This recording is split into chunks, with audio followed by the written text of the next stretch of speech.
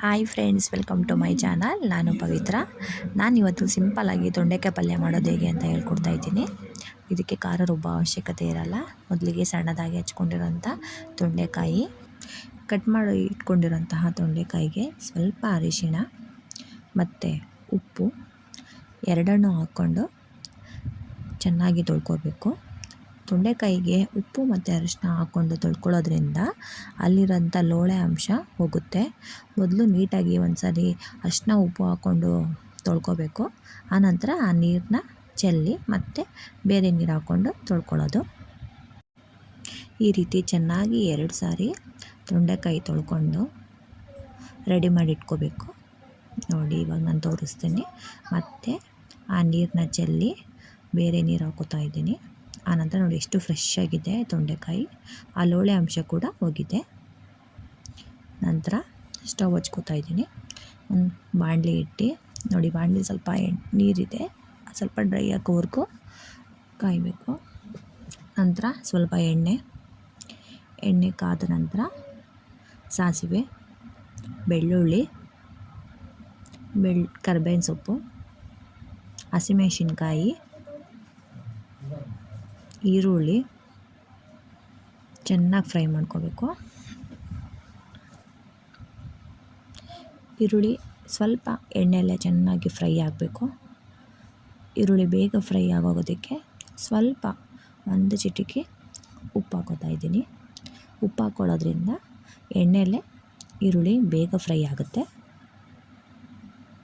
ನೋಡಿ, ಈ ರೀತಿ ಫ್ರೈ ಆದಮೇಲೆ ಟೊಮೊಟೊ ಹಾಕೋತಾ ಇದ್ದೀನಿ. ಈರುಳ್ಳಿ ಸ್ವಲ್ಪ ಫ್ರೈ ಆದಮೇಲೆ ಟೊಮೊಟೊ ಹಾಕ್ಕೋಬೇಕು. ಟೊಮೊಟೊ ಸ್ವಲ್ಪ ಎಣ್ಣೆಯಲ್ಲೇ ಬೇಯಬೇಕು.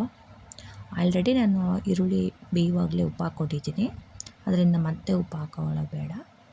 ಟೊಮೊಟೊ ಚೆನ್ನಾಗಿ ಫ್ರೈ ಆಗಲಿ ಎಣ್ಣೆಯಲ್ಲೇ. ತೊಂಡೆಕಾಯಿ ಹಾಕೋತಾ ಇದ್ದೀನಿ.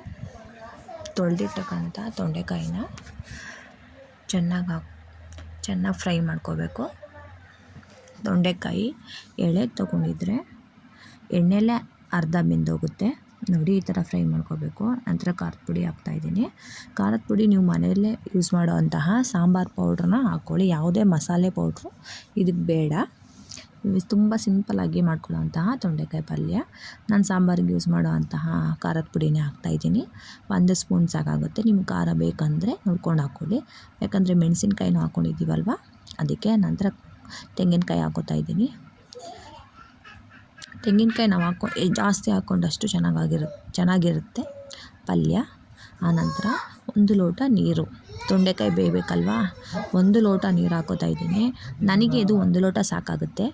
ನೀವು ನೋಡಿ ನಿಮಗೆಷ್ಟು ತೊಂಡೆಕಾಯಿ ಕ್ವಾಂಟಿಟಿ ಮೇಲೆ ಹೋಗುತ್ತದೆ. ನಂತರ ಸ್ವಲ್ಪ ಕೊತ್ತಂಬರಿ ಸೊಪ್ಪು, ಎಷ್ಟು ತೊಂಡೆಕಾಯಿ ಇರ್ತದೋ ಅದ್ರ ಮೇಲೆ ನೀವು ನೀರು ಹಾಕ್ಕೊಳ್ಳಿ. ನನಗೆ 1 ಗ್ಲಾಸ್ ನೀರು ಸಾಕು.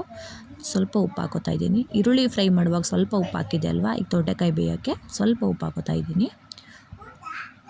ಚೆನ್ನಾಗಿ ಫ್ರೈ ಮಾಡಿ ನೀಟಾಗಿ ಒಂದು ಪ್ಲೇಟ್ನ ಮುಚ್ಚಬೇಕು.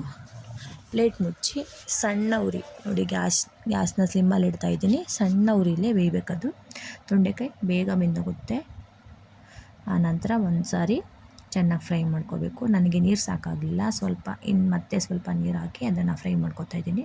ತೊಂಡೆಕಾಯಿ ಬೇಯಬೇಕಲ್ವ, ಆದ್ದರಿಂದ ಮತ್ತೆ ಸ್ವಲ್ಪ ನೀರು ಹಾಕ್ಕೊಂಡು ನಾನು ಚೆನ್ನಾಗಿ ಫ್ರೈ ಮಾಡಿಕೊಂಡೆ. ನೋಡಿ, ಈ ರೀತಿ ಆಗುತ್ತೆ ಪಲ್ಯ. ಇಷ್ಟೇ. ಚಪಾತಿಗೆ, ದೋಸೆಗೆ ವೆರಿ ಸಿಂಪಲ್ಲಾಗಿ, ಮಸಾಲೆ ರುಬ್ಬೋ ಅವಶ್ಯಕತೆ ಇರಲ್ಲ, ಜಾಸ್ತಿ ಇಂಗ್ರೀಡಿಯೆಂಟ್ಸು ಬೇಕಾಗಿರಲ್ಲ. ರೆಸಿಪಿ ಇಷ್ಟ ಆದರೆ ಲೈಕ್ ಮಾಡಿ, ಶೇರ್ ಮಾಡಿ, ಸಬ್ಸ್ಕ್ರೈಬ್ ಆಗಿ. Thank you.